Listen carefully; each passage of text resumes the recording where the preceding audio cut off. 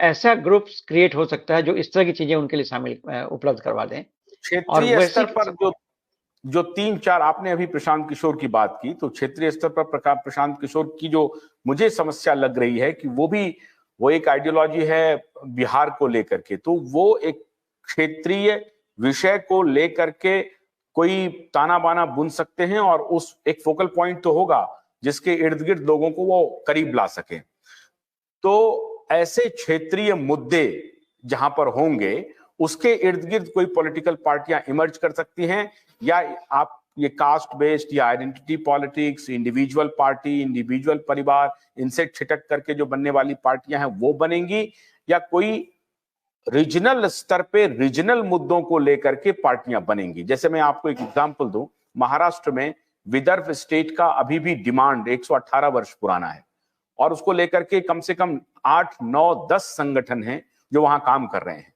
अभी कल हमारी बात हो रही थी, वहां एक किसान के बड़े नेता हैं, संजोग बस वो एक अखबार समूह के मालिक भी हैं। वो विदर्भ की एक बहुत सारी जो पार्टियां हैं उनका एक ज्वाइंट कैंडिडेट हो रहे हैं और वो एक मूवमेंट आहिस्ता आहिस्ता, उसका कितना इंपैक्ट होगा ये मुझे नहीं मालूम, लेकिन वो मूवमेंट जोर पकड़ रहा है। हो सकता है कि इस इलेक्शन में ना पकड़े लोकसभा चुनाव में, लेकिन विधानसभा चुनाव तक वो बहुत मजबूत हो जाए।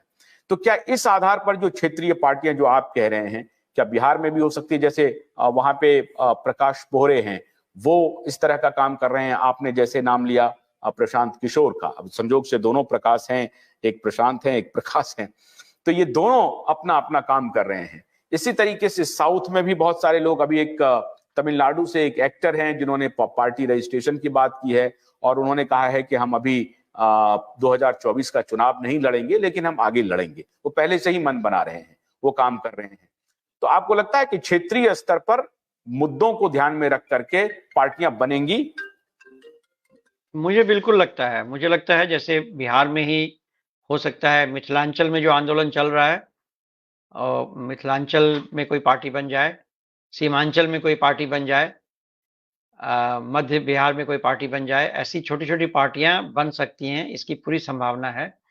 जो आने वाला समय मुझे लगता है जब केंद्रीय पार्टियों का प्रभाव थोड़ा भी घटेगा, ऐसी पार्टियां ही इमर्ज करेंगी। अब उसमें फिर डिपेंड करेगा कि बड़ी पार्टियां कितना उनको स्पेस देके एब्जॉर्ब कर लेती हैं, करने की संभावना है कि नहीं है, ये तो मुझे नहीं पता है।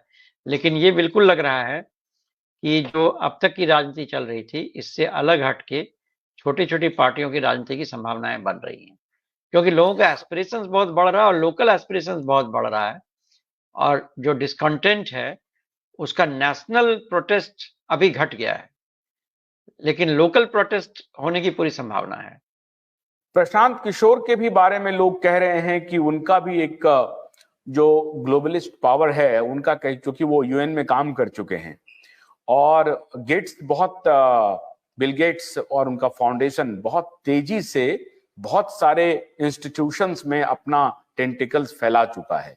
उनके इशारे पर बहुत सारे काम हो रहे हैं सरकार में, सरकार के बाहर और एनजीओज में, उसमें हो रहा है। तो उनके ऊपर भी एक, लोगों को नहीं मालूम है सार्वजनिक रूप से, लेकिन बहुत सारे लोग को ये मालूम है जो जो पावर पॉलिटिक्स को समझते हैं या जो शोध करते हैं, इंटरनेशनल जियो पॉलिटिक्स को समझते हैं, उनके नजर में प्रशांत किशोर एक बहुत ही डूबियस सा है। अब क्या है, सच्चाई क्या है मुझे नहीं मालूम है, लेकिन ये कहा जाता है कि वो पॉलिटिकल स्ट्रेटेजिस्ट के रूप में अलग अलग पार्टियों के साथ काम किए। जब उनसे सवाल पूछा जाता है तो वो कहते हैं कि नहीं, हमने जिनके जिनके साथ काम किया वो हमें मदद करते हैं। लेकिन मुझे लगता नहीं है कि ये कोई बात होगी कि ममता बनर्जी भी उनको पैसा देती हैं और मोदी जी भी पैसा देते हैं, राहुल जी भी पैसा देते हैं कि आप अपना काम करो। ऐसा लगता नहीं है, हालांकि वो आई वॉश है, वो जिस तरह से बोलते हैं।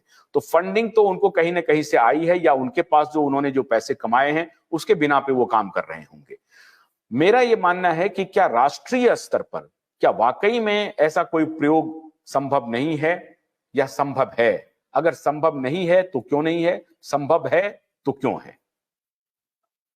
दो बातें आप कह रहे हैं आशुतोष जी। एक बात तो ये जो बिल गेट्स वाली बात आपने कही, मैं पहले उस पर थोड़ी बात करना चाहूंगा। देखिए, इस वक्त स्थिति बहुत गंभीर है, बहुत लोगों को ये पता नहीं चल पा रहा है, लेकिन अभी मेरी बात हो रही थी एक फ्रेंच स्कॉलर से जिसने फ्रांस में इस बात पे काम किया है और फिर एक भूतपूर्व मंत्री से बात हो रही थी, कृषि मंत्री से किसी राज्य के, और दोनों से की बातचीत से जो बात मुझे समझ में आई बहुत खतरनाक है, वो ये है कि केंद्रीय स्तर पर और राज्य स्तर पर और अंतर्राष्ट्रीय स्तर पर भी इस वक्त पॉलिसी मेकिंग का जो काम है, सरकारों ने कुछ ऑर्गेनाइजेशंस को डेलीगेट कर दिया है।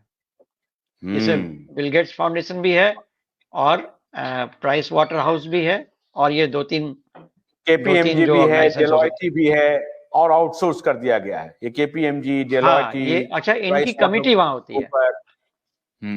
एक भूतपूर्व कृषि मंत्री ने मुझे बताया कि जब वो कृषि मंत्री बने तो उनके पास फाइल आया जिसमें कहा गया कि ब्यूरोक्रेट ने बताया कि ये फाइल पे केवल आपको साइन करना है क्योंकि कंसल्टेंसी कमिटी ने अपना दे दिया है परमिशन।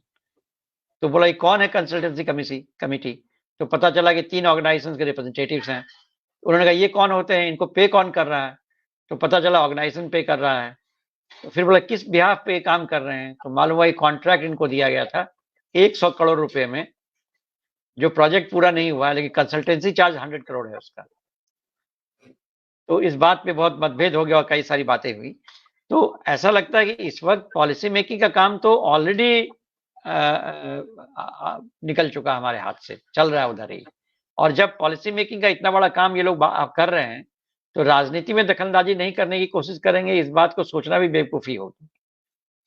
तो निश्चित रूप से जो बड़े ऑर्गेनाइजेशंस हैं इस वक्त भारतीय राजनीति में या दुनिया के और देशों की राजनीति में भी अलग तरीके से दखलंदाजी कर रहे हैं, जिसपे रिसर्च अभी होना बाकी है।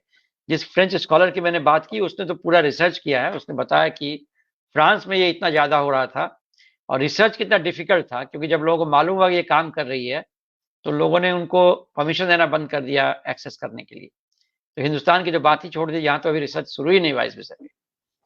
तो ये तो एक बात है, इसलिए कोई बड़ी बात नहीं है यदि आप मुझे कहेंगे कि बिल गेट्स फंडिंग कर रहा है या कोई और फंडिंग कर रहा है। अंतर्राष्ट्रीय खिलाड़ी हमारे राजनीति में लगे हुए हैं। दूसरी बात जो आपने कही कि क्या कोई संभावना बनती है कि नहीं बनती है, मुझे लगता है कि जब तक कोई राष्ट्रीय आंदोलन नहीं होता है, कोई वैकल्पिक राजनीति केवल 4 लोग मिलकर ये तय कर लें कि हमने एक पार्टी फ्लोट कर दिया और उससे हो जाएगा, ऐसा नहीं लगता है। वैकल्पिक राजनीति तभी होगी जब कोई आंदोलन खड़ा होता है, उसमें एक विचार बनता है, उस विचार जो है लोगों तक जाता है, लोग उसमें शामिल होते हैं, तो फिर कोई दूसरा ऐसा फॉर्मेशन बनता है जिस फॉर्मेशन की लेजिटिमेसी बनती है।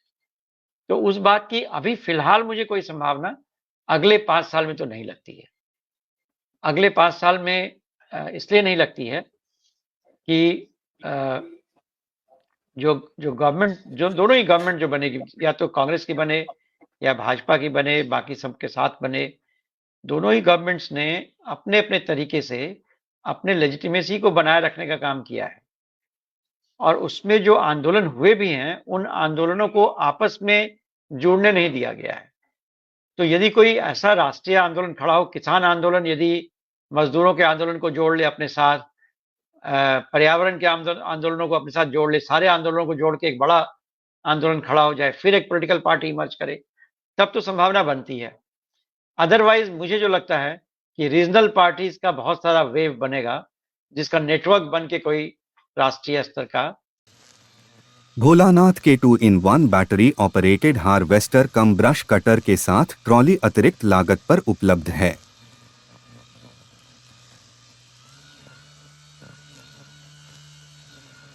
अधिक जानकारी के लिए कृपया दिए गए नंबर पर कॉल करें।